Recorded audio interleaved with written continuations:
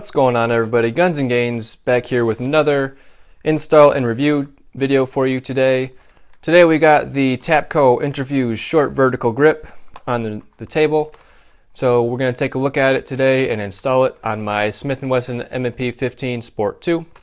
So this is how it comes in the box. Why don't we take it out and take a look at it.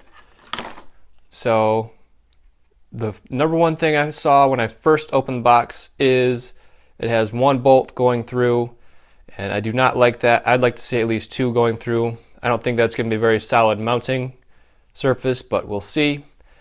I do like these ribs on the grip. You can get a nice grip on there. I really like how they feel. They're not super abrasive like the Magpul vertical grips. Has the same texture as the MOE pistol grips for the AR-15 that I don't really like. That's why I went with the MOE Plus grip. Nice and rubberized. Excellent grip, by the way. So yeah, the Tapco grip.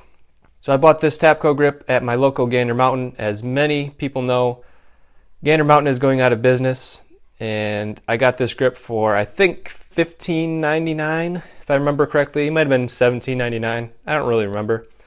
It was 30% off the original price, so I thought I'd get it, take a look at it. So yeah, why don't we get to installing the Tapco Intrafuse short vertical grip. Alright, before we install the Tapco Intrafuse vertical grip on my Smith & Wesson M&P 15 Sport 2, quick safety check and make sure the gun is unloaded, which it is. To install the Tapco short vertical grip, all you will need is a flathead screwdriver.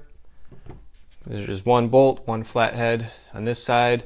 Make sure you do not unthread this bolt all the way, because there is a little nut that holds on the bolt on this side and that will fall off.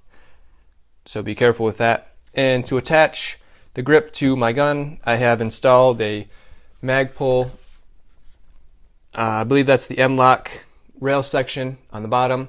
I did an install video on this, and if you were confused on how to do that, go back and check that video out. But once you have that rail section on there, this is a very easy install. All you do is take your grip, and then this rail section is 5 slots, and the grip fits perfectly on there. So take your grip, get it right on there, and then all you do is just tighten down the screw with the flathead screwdriver. You don't want to go deathly tight on that, but definitely snug it up. Get it nice and solid on there. And there we go. That is the Tapco grip installed on the gun. So this is what the grip looks like installed on the gun. I think it makes the gun look pretty good. It's definitely more comfortable to shoot standing.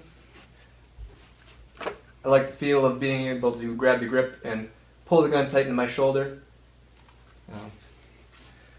I think it's going to stay on the gun. I really like it, as long as it holds up. But we'll see how long it holds up, how well it holds up over time here on the Guns and Gains channel. We'll see if this one bolt through the middle is a problem, or if I have to keep tightening up this grip every time I go to the range.